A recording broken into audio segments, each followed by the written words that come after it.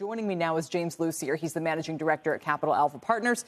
James, it's good to have you. You think this will largely survive? $12,500, is that an unprecedented sum?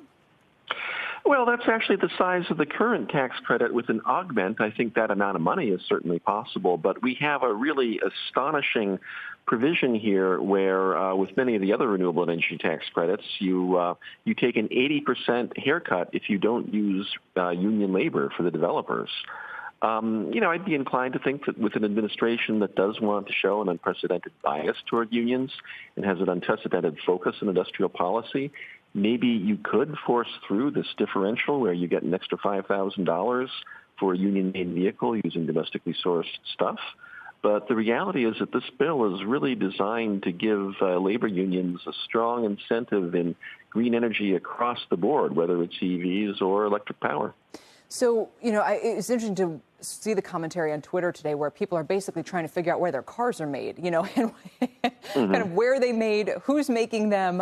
If nothing else, this will have to be a big educational process, I guess. Tell me in real practical terms what you think the net result of this is going to be. How many more EVs will be sold? How many by the big three?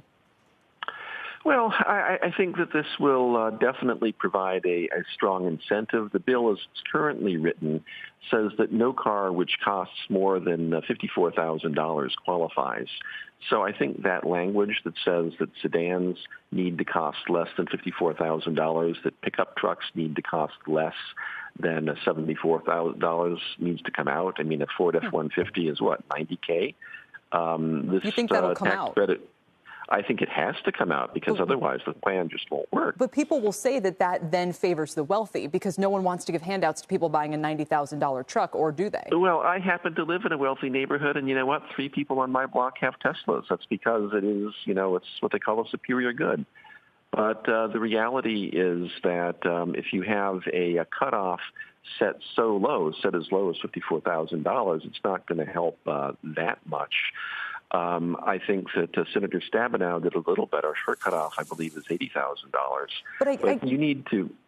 Yeah, I was just going to say, James, I guess the question is, what is the goal here? If the goal is to help even the wealthy, if the goal is lower emissions and sort of push the U.S. Quickly down that path, you actually want the more wealthy to subsidize that than lower income, for the burden to fall on the lower income people who are paying higher energy prices right now, by the way. So if you do indeed.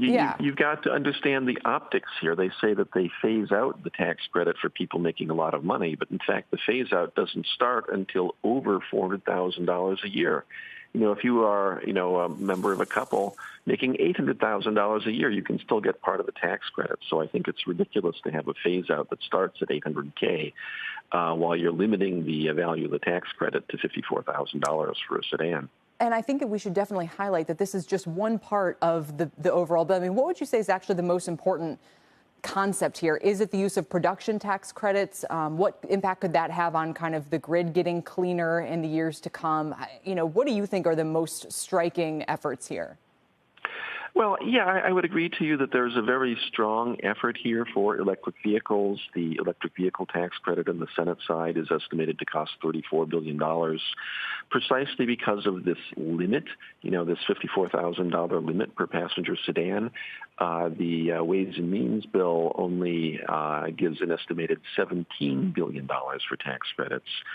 Meanwhile, for the renewable energy, the clean energy, that's anywhere from $150 billion to $250 billion, depending on whether you look at the House estimate, the Senate estimate, or the White House estimates. And what do you think the practical impact of that will be? Does that mean that within just a couple of years' time, that my grid provider might be using a lot more solar and wind?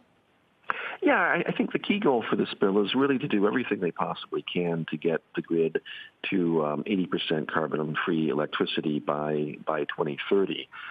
They can't explicitly have that written into the bill because of the way the budget reconciliation process works, but they literally plan to spend $150 billion to encourage electric distribution companies to start buying renewable energy capacity and to start buying renewable energy from renewable energy developers so that the Tesla, when you get it, or the GM Volt, when you get it, is actually fueled with renewable electricity.